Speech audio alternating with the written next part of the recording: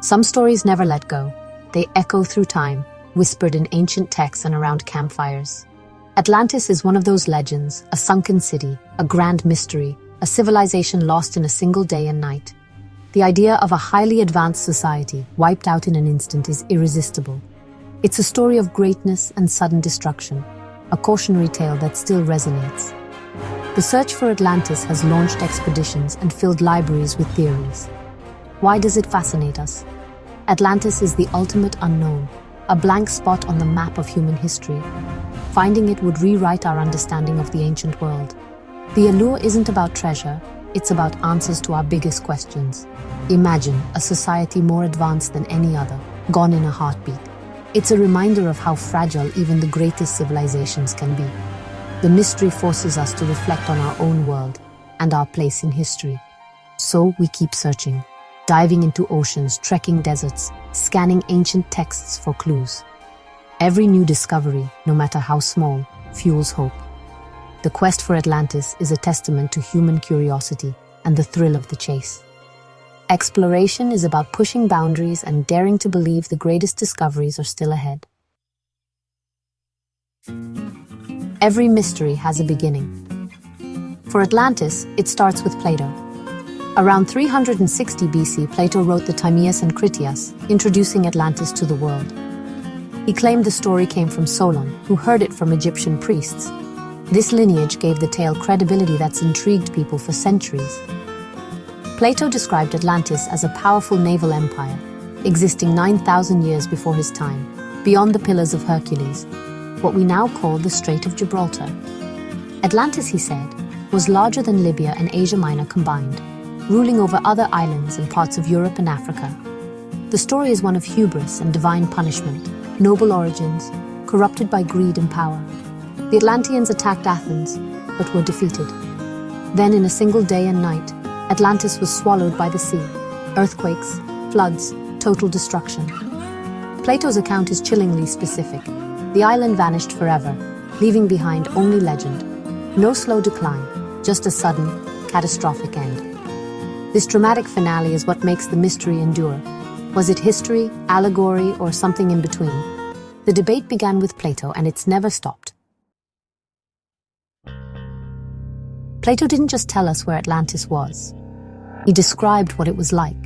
The capital city was a marvel concentric rings of land and water, connected by canals forming a giant bullseye. At the center stood a grand temple to Poseidon, covered in silver and gold, with a massive statue of the god himself. The city's walls gleamed with brass, tin, and the mysterious orichalcum. Atlantis boasted advanced technology, bridges, tunnels, irrigation, even hot and cold running water. The land was fertile, yielding 2 harvests a year. Urban planning and engineering far surpassed anything known in Plato's time. Atlantis was divided into 10 regions, each ruled by a king, all contributing to a massive army and navy.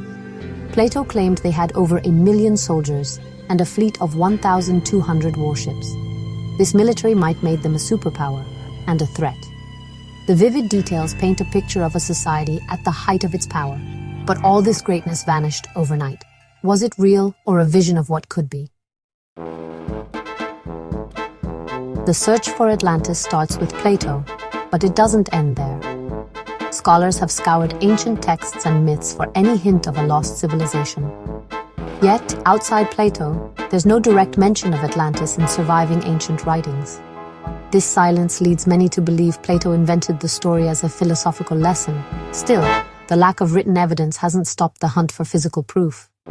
Explorers have searched the Atlantic, Mediterranean, and beyond, using sonar and submersibles. Exciting discoveries like the Bimini Road have turned out to be natural formations. The ocean is vast and mysterious, full of shapes that can trick the eye. No definitive proof has surfaced, but the search continues. Who knows what secrets the deep still holds? One of the most compelling theories places Atlantis not in the Atlantic, but in the Aegean Sea, on the island of Santorini. Around 1600 BC, the volcano Thera erupted, destroying the Minoan civilization in a cataclysm of fire, ash, and tsunamis. Excavations at Akrotiri reveal a sophisticated society, multi-story buildings, frescoes, plumbing, and a powerful navy. The parallels to Plato's Atlantis are striking, an advanced island civilization, wiped out suddenly. The timeline doesn't match Plato's exactly, but some suggest a translation error. Maybe 9,000 years should be 900. This would place the disaster right at the time of the Thera eruption. Earthquakes, floods, and a sinking island all match Plato's description. The Santorini theory suggests Atlantis is a memory of the Minoan collapse, distorted over centuries. It's a myth rooted in real disaster. The evidence is archaeological, geological, and compelling. Atlantis, in this view, is history seen through the lens of legend.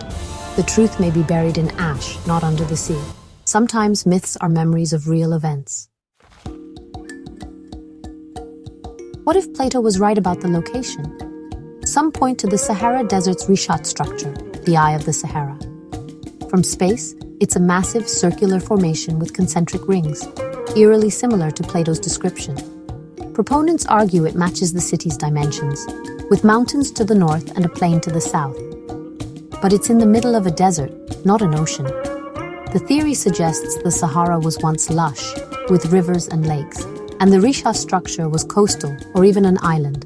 A cataclysm, then desertification, buried the city in sand. Critics note the structure is a natural geological dome, not man-made, and sits far above sea level. Most scientists see the resemblance as coincidence. Still, the idea of a lost city beneath the Sahara's sands is captivating.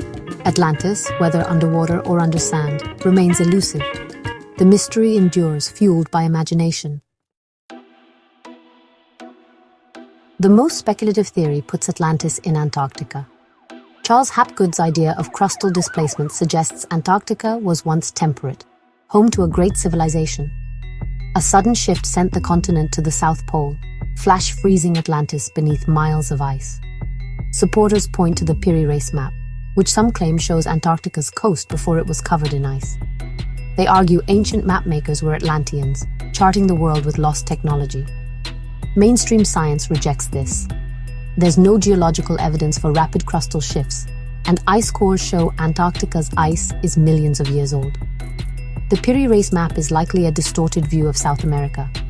Still, the idea of a lost world frozen in time is irresistible.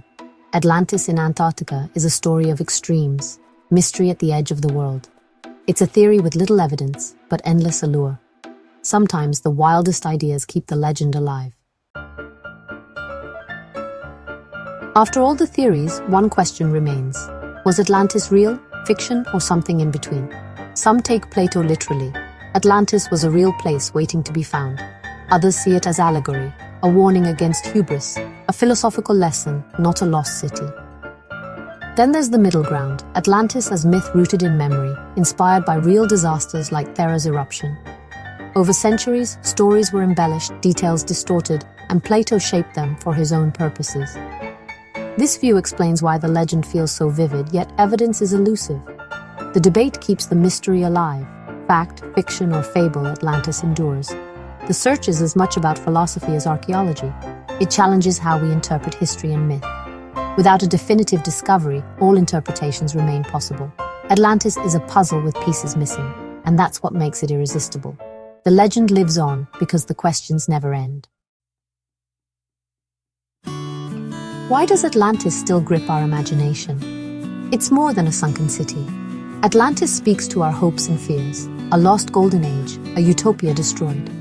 The dream of finding paradise, of proving it was real, is powerful.